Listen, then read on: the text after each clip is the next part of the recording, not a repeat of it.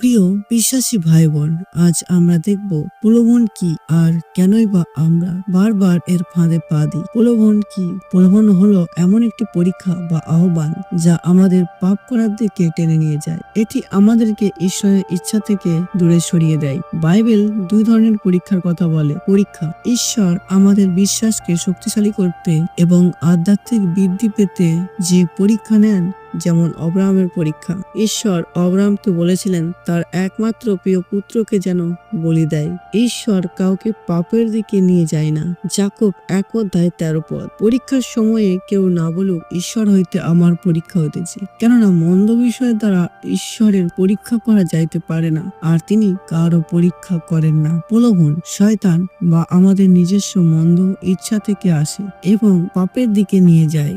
যাকব 1:14-15 কিন্তু প্রত্যেকে নিজ নিজ কু অভিলাষের দ্বারা আকৃষ্ট ও মুগ্ধ হইলেই প্রলোভিত হয়। পরে কু অভিলাষ গর্ভে ধারণ করিয়া পাপ প্রসব করে, আর পাপ পরিপক্ক হইয়া মৃত্যু জন্মায়। কেন মানুষ প্রলোভনে পড়ে? মূলত তিনটি প্রধান কারণে মানুষ প্রলোভনে পড়ে। আমাদের নিজস্ব কু অভিলাষ বা মন্দ ইচ্ছা। প্রলোভনের প্রাথমিক কারণ বাইবেল কোনো বাইরের কোনো শক্তি নয়, বরং আমাদের ভেতরের ইচ্ছাগুলি। পাপের প্রবণতা আমাদের মানব প্রকৃতির অংশ। আদম এবং হওয়া যে পাপ করেছিলেন, সেই পাপের জন্য তাদের চোখে যা ভালো বা কাম্য মনে হয় তাই আমাদের পাপের দিকে নিয়ে যেতে পারে, যেমন সম্পদের লোভ, অর্থনৈতিক সম্পর্ক, ক্ষমতার আকাঙ্ক্ষা। রাজা দাউদ যখন ছাদে পায়চারি করছিলেন, তখন তিনি একটি দৃশ্যে আকৃষ্ট হন, যার ফলস্বরূপ তিনি ব্যভিচার ও হত্যা করেন। শয়তানের কৌশল। শয়তান প্রলোভক বা ঠক নামে পরিচিত। সে আমাদের দুর্বল মুহূর্তে সুযোগ খোঁজে। সন্দেহ সৃষ্টি। ঈশ্বরের বাক্য এবং ভালোবাসার প্রতি সন্দেহ জাগানো। আদিপুস্তক 3:1 সদাপ্রভু ঈশ্বরের নির্মিত ভূচর প্রাণীদের মধ্যে সর্প অপেক্ষা খল ছিল। সে ওই নারীকে কহিল, ঈশ্বর কি বাস্তবিক বলিয়াছেন, তোমরা এই উদ্যানের কোন বৃক্ষের ফল খাইও না? মিথ্যা আশ্বাস। আদিপুস্তক 3:4-5 তখন সর্প নারীকে কহিল, কোন ক্রমে মরিবে না, কেননা ঈশ্বর জানেন যেদিন তোমরা তাহা খাইবে সেই দিন তোমাদের চক্ষু খুলিয়া যাইবে, তাহাতে তোমরা ঈশ্বরের সাদৃশ্য হইয়া সৎ অসৎ জ্ঞান প্রাপ্ত হইবে। এই পাপের কোনো খারাপ ফল হবে না। এই ধরনের মিথ্যা বলা এবং মানুষকে বিভ্রান্তিতে ফেলা। দুনিয়ার আকর্ষণ। আমাদের সামনে দুনিয়ার চাকচিক্য এবং ক্ষণস্থায়ী সুখ তুলে ধরা। মরুভূমিতে যীশু খ্রিস্টকে শয়তানের প্রলোভন।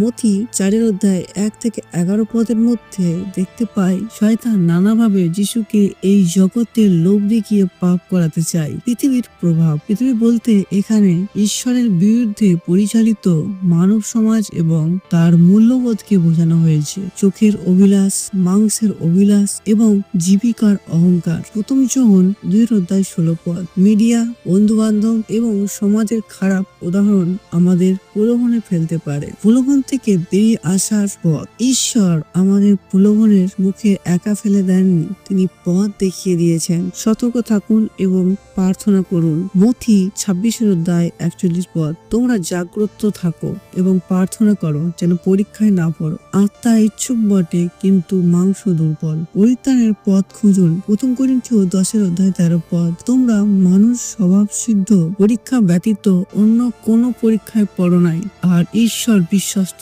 তিনি তোমাদের শক্তির অতিরিক্ত পরীক্ষা সহ্য করিতে দেবেন না, বরং পরীক্ষার সঙ্গে পালাইবার পথও করিয়া দেবেন, যেন তোমরা সহ্য করিতে পারো। ঈশ্বরের বাক্য ব্যবহার করুন। যীশু শয়তানকে প্রতিবার ঈশ্বরের বাক্য দিয়ে মোকাবেলা করেছিলেন। বাইবেল আমাদের হাতিয়ার। পবিত্র আত্মার উপর নির্ভর করুন। গালাতীয় 5:16 পবিত্র আত্মা আমাদের শক্তি দেন যেন আমরা মাংসের পাপের ইচ্ছার বিরুদ্ধে চলতে পারি। প্রলোভন বাস্তব, কিন্তু আমরা অসহায় নই।